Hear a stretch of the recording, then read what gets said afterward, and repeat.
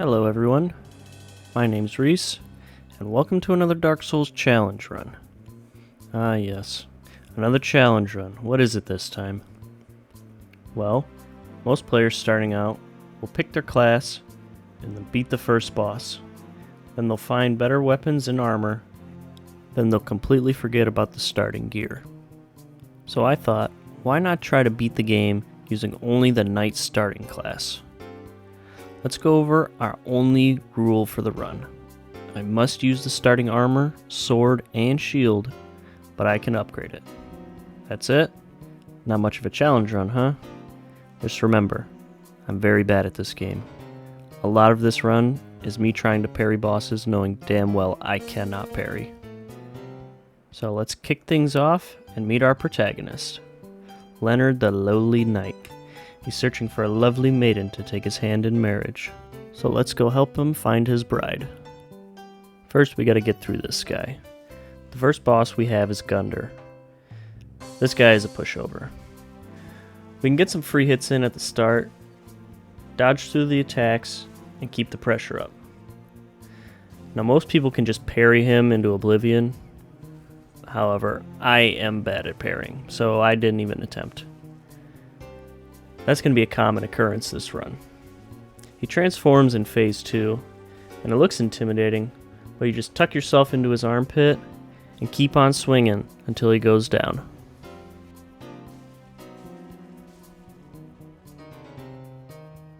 We embed the coiled sword, and then level up. Then we head over to the High Wall of Lothric. I know this place well, yet I managed to get stuck and killed here. Kinda embarrassing.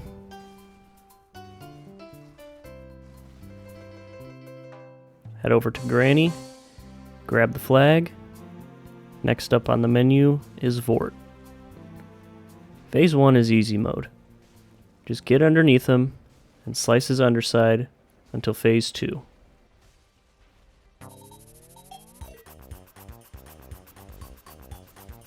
Once phase 2 begins, his whole body turns into a hitbox. He charges 3 times, then does his frost breath attack, giving us plenty of time to get free hits in. Mixing up our attacks between heavy and light, take him down with relative ease. Raising the banner to summon the Lothric taxi service. No, no, no, no, no, no, no. Wait. Wait. Onto the undead settlement. We find this lowly pilgrim who wasn't able to die with the rest of his comrades. He asks if we will take him into our service. We accept and recruit him to our cause. He gives us 5 free levels. Surely this has no negative effects. We find this passive guy who gives us a free ride in his cage to an unknown location. What? Where the hell am I? It stinks in here. We then find ourselves in the Pit of Hollows. This guy tells us that he's a hollow, and that we're also hollow. I knew I shouldn't have taken those free levels. We then find Sigurd and this other guy trying to figure out how to use the elevator. Bro, it's not that hard. Quite simple, actually. Giant Bro decides he would rather be friends than enemies. Then we immediately put that new friendship to good use. Time for everyone's favorite boss, the Curse-Rotted Greatwood. Cue satisfying bubble popping montage.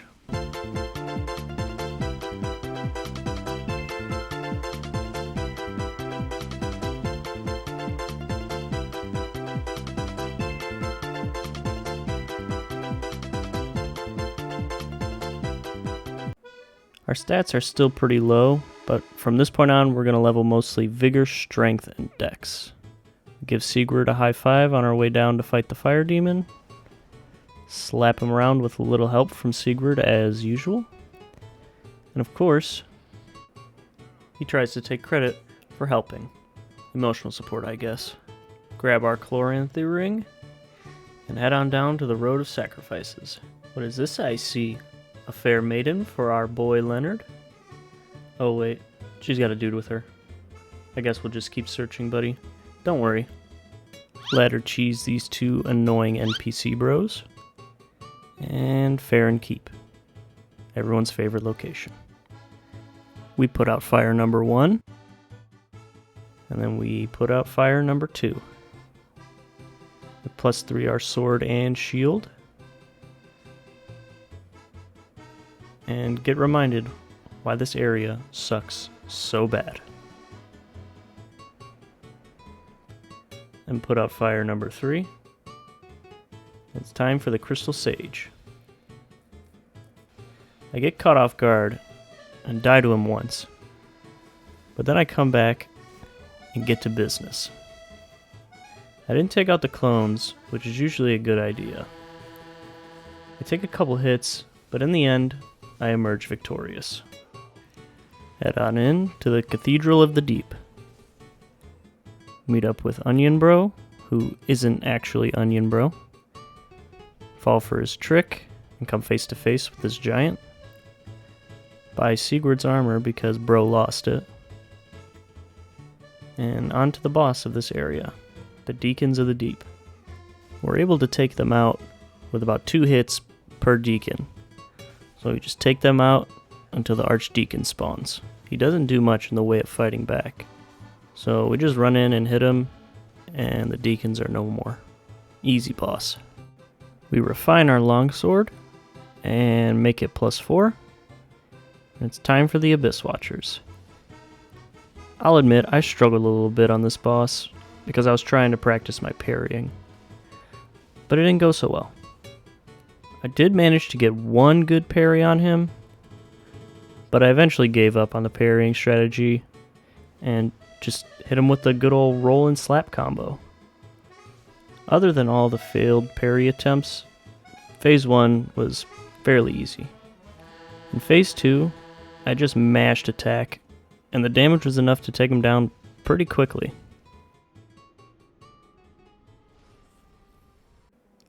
Leonard gets to meet up with his crush at Firelink Shrine, but gets put in the friend zone immediately. Feels bad. Ah yes, the catacombs. This invader kills me, and then Fortnite emotes on my corpse. Thanks. We meet back up with Henri, and she's lost. We go on ahead and clear the way for her, because Leonard is a true white knight. High Lord Wolnir. Gimmick bosses can either be easy or impossible, depending on the challenge you're doing. And for this fight, it was one of the easiest fights I've ever had with him. His right hand kept moving, and I couldn't hit his bracelet. He even managed to summon the sword, which I've never seen him do before. This animation gave me a good opportunity to hit the final bracelet and finish him off. We go and level up. And we find our friend Yol, the pilgrim, has died. And meet this lady who calls herself Yuria. She tells us she was a good friend of Yol. She explains that we have redeemed his soul, and she will take his place as our servant. She tells me I'm the Lord of Hollows, and that I must take a spouse to become a true lord. She says Henri is also hollow, and we must join her in wedlock. We head into the smoldering lake, where we let the ballista kill the giant worm. Time for the next boss, the old Demon King. He's slow and can't hit us if we stand in the right spot, so I test out some charge attacks on him. The damage doesn't seem to be too much more than a regular attack. Not too sure if it's worth doing, but for this slow boss, we finish him off with the heavy attacks. We find Horus lost down here, and we go ahead and take him out so we can fulfill our duty as Lord of Hollows. +7 our sword, level up, and our stats are starting to look good. We head into Irithyll and take on this thing on the bridge. However, we fear no beast. He gives us the Pontiff's right eye, which we will be using. We meet up with Henri in the church, and she gives us a ring, and we continue on our quest. Meeting up with Sigurd for a toast, and he's made us some delicious Estus soup, which we will be enjoying. These puppies tear me apart. We buy this key to unlock the tower, only to get trapped inside by Patches. Damn you, Patches. We grab the Estus ring, because Estus ring best ring, and onto Irithyll Dungeon. This place sucks. Here's me running through.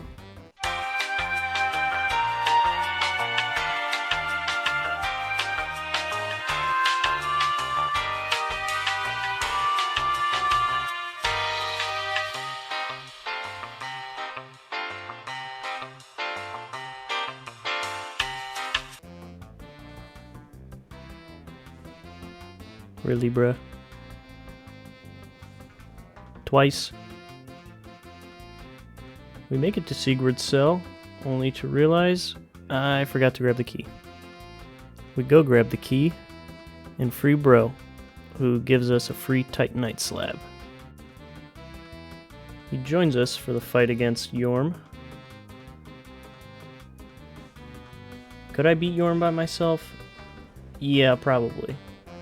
First of all, I don't have time for that.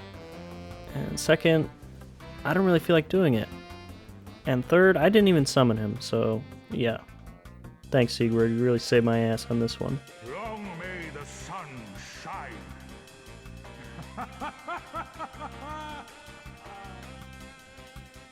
We do a little more leveling up, and then we head off to fight Pontiff.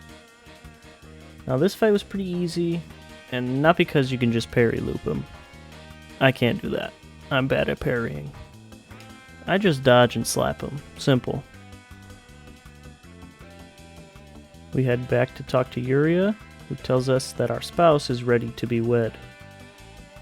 We have to head to the Dark Moon Chamber of Anor Londo and complete the ceremony to become a true monarch. We upgrade our shield and Estus, and we head into the chamber to begin the ceremony. The pilgrim gives us the Sword of Avowal and tells us to head on in. Time to become a true lord.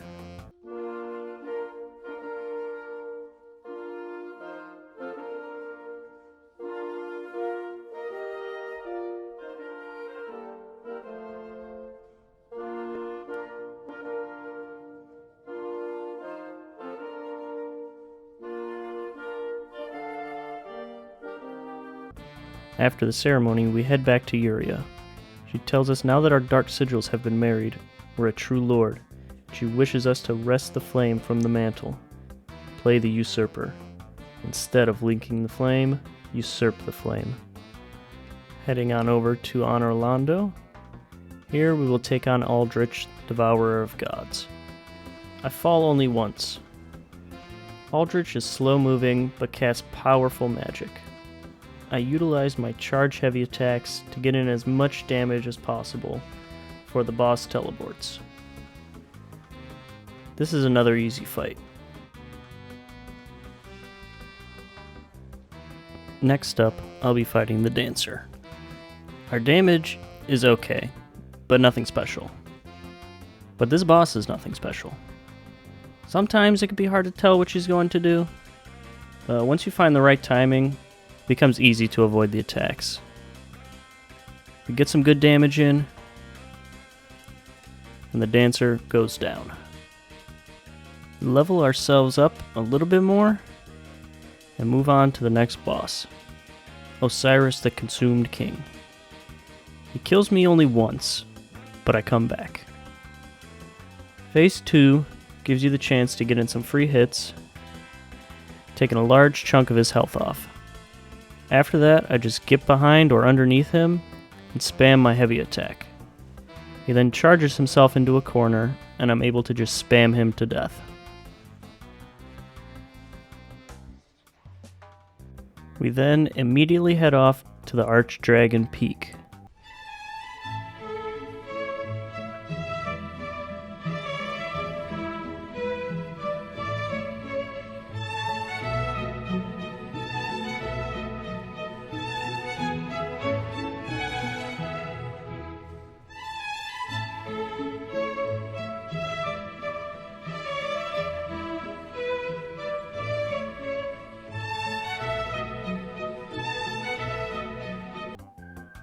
nameless king.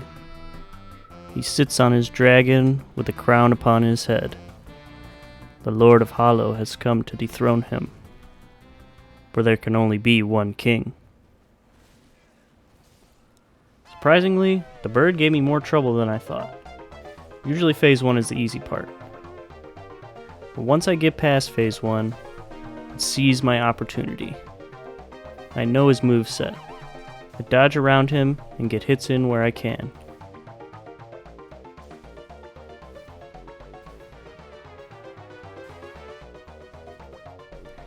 I manage to stagger him and get a critical attack.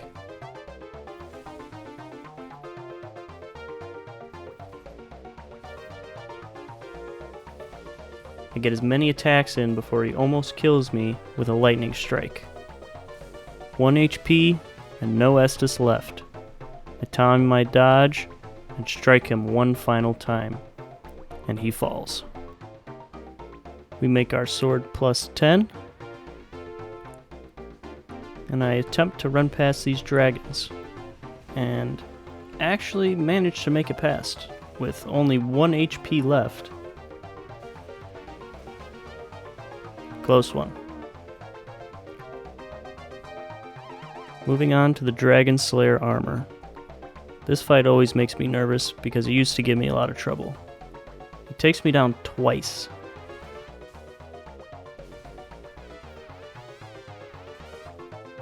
Time for round 3. His attacks aren't too hard to dodge, and we're doing pretty decent damage to him. This fight won't be too hard.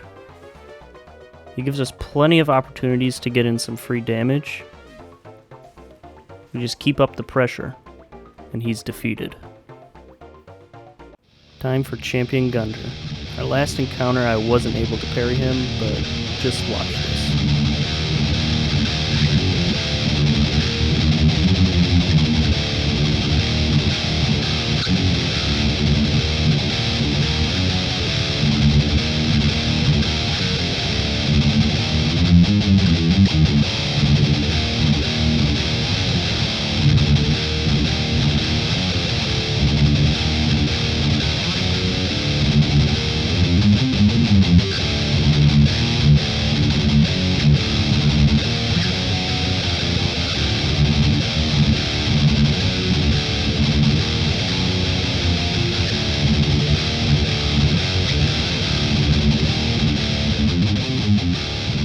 Yeah, this time I did much better. Level up a bit more, and we move on to the Twin Princes. I start off phase 1 pretty well. The damage is good, and his attacks are fairly easily dodged. You can parry him, but you cannot get a riposte off of it.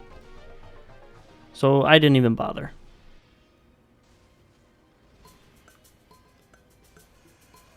Once phase 2 starts, I immediately die to Lothric's magic attack.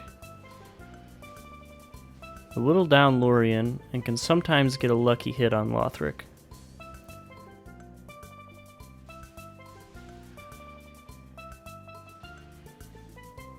Once he's on the ground, I use charge heavy attacks to get in the most damage that I can. I'm able to get some really good damage in on Lothric before he stands back up, and I actually finish them both off at the same time.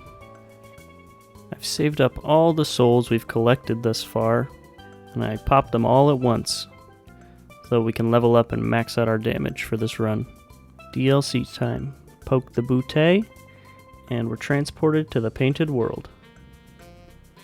We're able to make it down the tree first try for real this time. I had a lot of practice on the last run. We go to take out the Champion's Gravetender. This boss is a joke. The Gravetender just gets absolutely slapped around.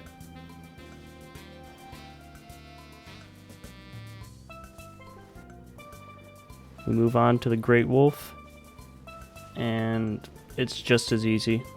Large windows to get attacks in, allows us to stagger him, and get a critical attack to finish him off.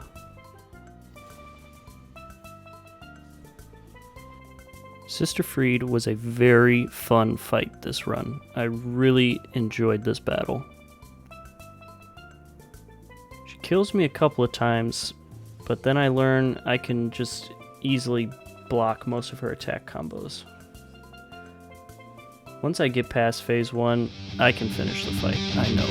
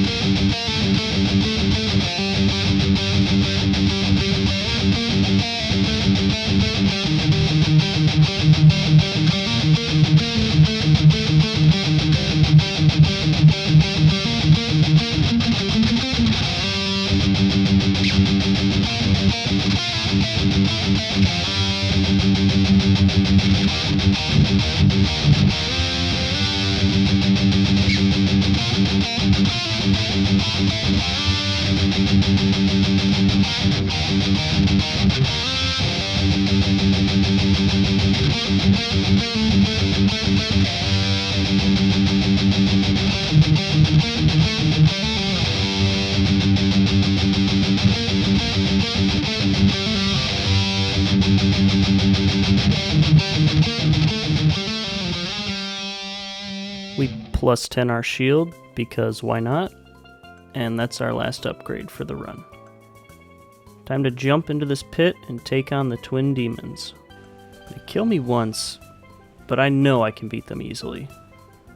My strategy for this fight is immediately go for the demon in pain, because he starts off debuffed, and I try to use him to get space between me and the demon from below. Hitting him enough, he'll buff himself up, and you'll have to deal with both of them for a minute before the other debuffs.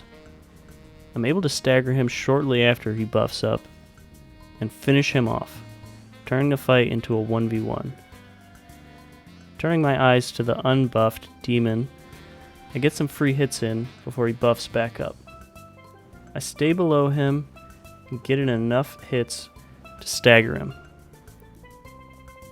Phase 2, he transforms into the Demon Prince and gains new, more powerful attacks. He shoots a fiery laser out of his mouth, which is a pretty large window to get free attacks. This allows me to stagger him and get a critical attack. I keep up the pressure, and I'm able to stagger him a second time and finish him off with a few more attacks.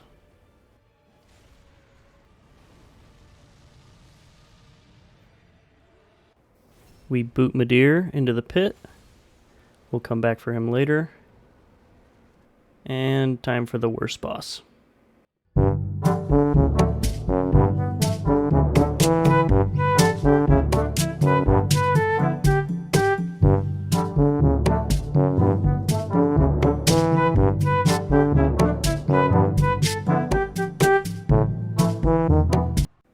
Ooh, what's this shiny egg thing? I'm gonna touch it. Oh.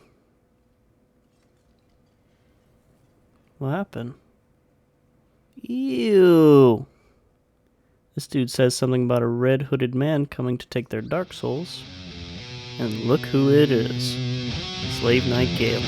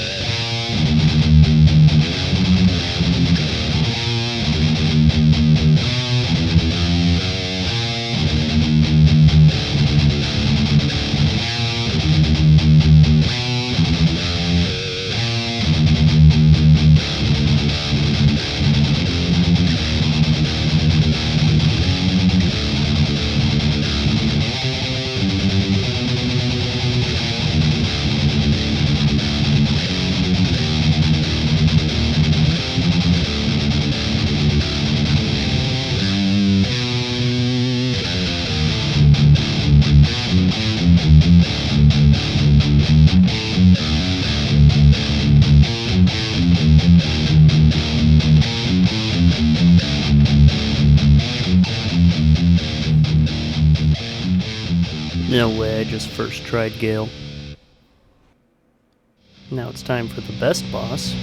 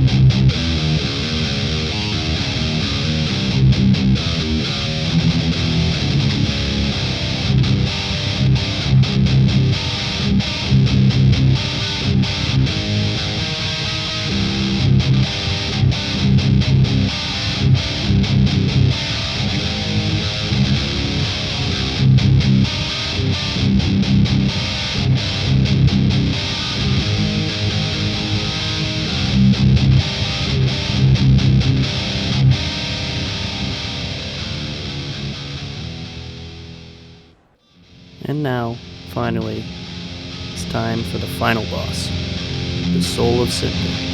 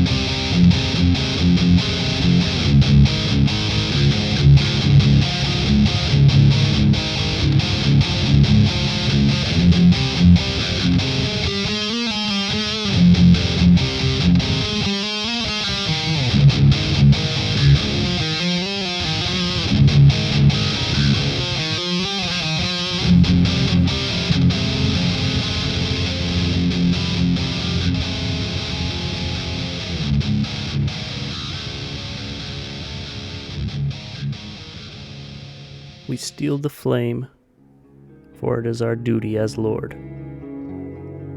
Taking the flame within ourselves, we become the true Lord of Hollows. If you made it this far into the video, thank you so much for watching. My last Dark Souls challenge run performed much better than I thought it would, and I'm very thankful for everyone who took the time to click on my video and give it a watch. I will continue to make more videos like this for people to enjoy. Comment suggestions for stuff you would like to see. Once again, thank you so much for watching, and I'll see you next time.